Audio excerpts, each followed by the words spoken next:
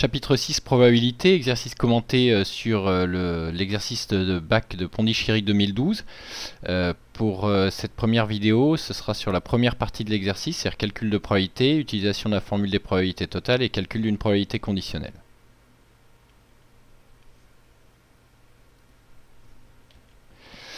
Énoncé pour commencer. Une enquête a été effectuée sur 2000 clients.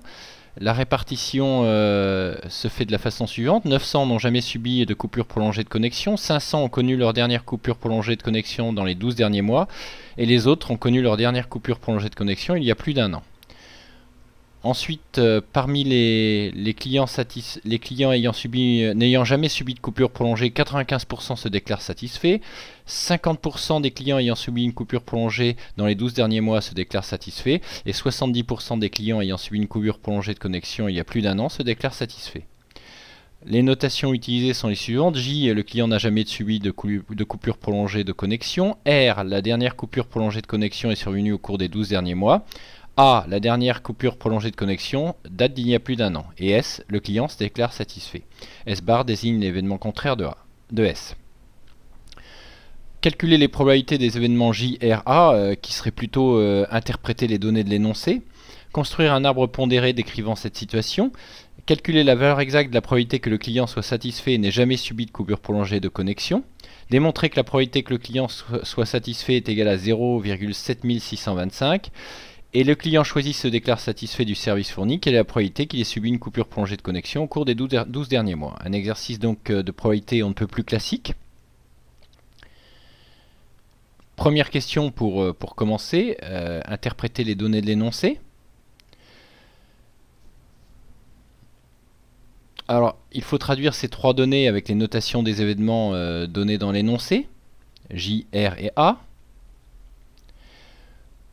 Pour rédiger correctement, on peut recopier la phrase de l'énoncé et traduire cette phrase avec les notations. Pour commencer, 900 n'ont jamais subi de coupure prolongée de connexion. Ceci correspond à l'événement J. Donc P de J égale 900 sur 2000, 0,45. De la même façon, 500 ont connu leur dernière coupure prolongée de connexion dans les 12 derniers mois. Ça correspond à l'événement R. Donc P de R égale 0,25. Et puis il reste 600 clients dans le dernier cas. Donc P de A, 600 sur 2000. On pourrait aussi calculer 1 moins P de J moins P de R. La somme des probabilités de ces trois événements doit être égale à 1. Puisqu'il regroupe tous les cas possibles. Pour rédiger correctement, pensez dans un exercice de bac à encadrer le résultat. Ce qui permet au correcteur de facilement trouver les réponses données. Et puis pour vous de les trouver rapidement si vous devez les utiliser à nouveau dans une autre question. Question 2. Construire un arbre pondéré décrivant la situation. Alors la première étape, c'est de traduire les autres données de l'énoncé avec les notations des probabilités conditionnelles. Petit rappel sur les notations. P de B sachant A. Et la probabilité que B soit réalisée sachant que A est réalisé se note PA entre parenthèses B. P indice A. Comme pour la question 1, on peut reprendre la phrase de l'énoncé. 95% des clients n'ayant jamais subi de coupure prolongée se déclarent satisfaits du service fourni. Alors là, on sait que le client n'a jamais subi de coupure prolongée, c'est-à-dire que l'événement J est réalisé. C'est une probabilité conditionnelle. Et donc P de S sachant J égale 0,95. De la même façon, 50% des clients ayant subi une coupure au cours des 12 derniers mois se déclarent satisfaits. On sait que l'événement R est réalisé. C'est donc une probabilité conditionnelle comme la précédente. Et donc P de S sachant R égale 0,5. Pour la dernière phrase, c'est exactement la même chose. On sait que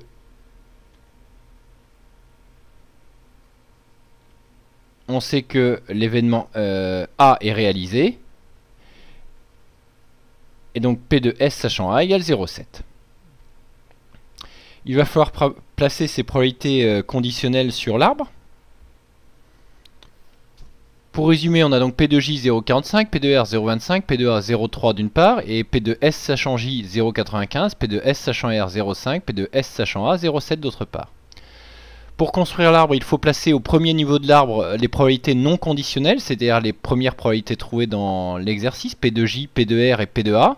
Et sur le deuxième niveau de l'arbre, les probabilités conditionnelles, c'est-à-dire les événements S et S bar.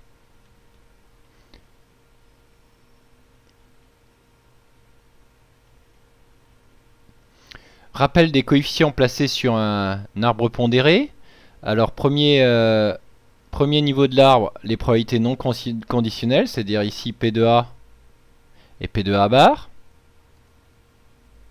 Et puis sur le deuxième niveau de l'arbre, la branche allant de A à B correspond à la probabilité de B, sachant que A est réalisé. De la même façon, la branche allant de A à B bar correspond à la probabilité de l'événement B bar, sachant que A est réalisé.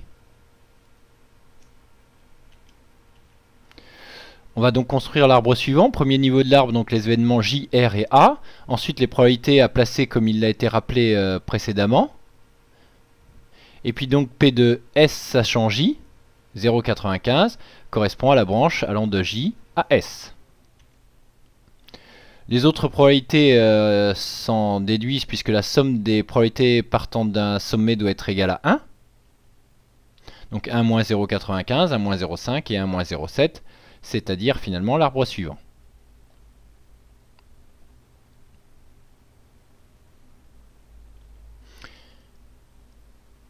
Question 2. Calculer à la valeur exacte la probabilité que le client soit satisfait et n'ait jamais subi de coupure prolongée de connexion.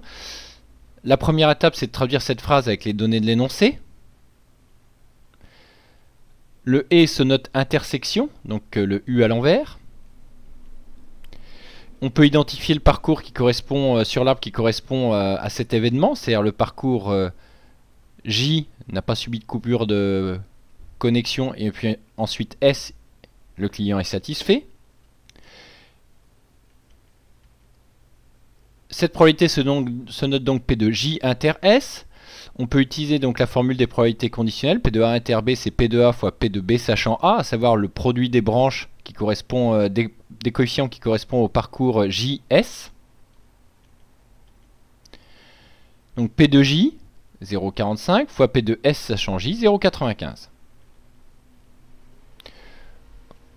Comme précédemment, notez la réponse encadrée qui correspond à l'énoncé. Donc la probabilité qu'il soit satisfait n'ait jamais subi de coupure de connexion est 0,4275.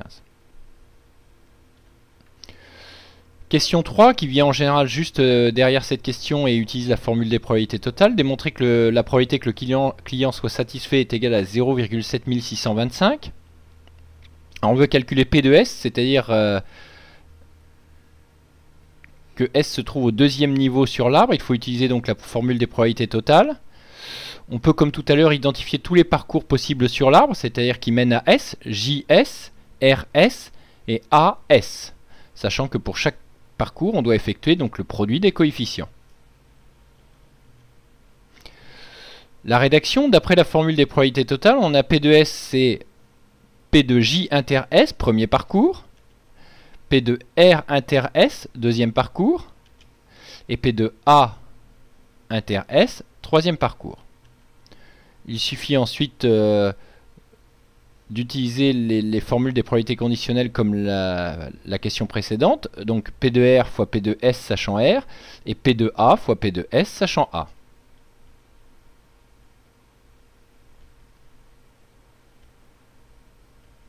On retrouve donc le résultat qui a été donné précédemment. A noter qu'en terminale ES, si vous ne vous souvenez plus des notations, vous pouvez directement écrire les calculs en disant que d'après l'arbre, P de S égale donc 0,4275 plus 0,25 fois 0,5 plus 0,3 fois 0,7 puisque il est admis qu'un arbre bien construit peut servir de preuve. Autrement dit, même quand l'arbre n'est pas demandé, il est fortement conseillé de le faire.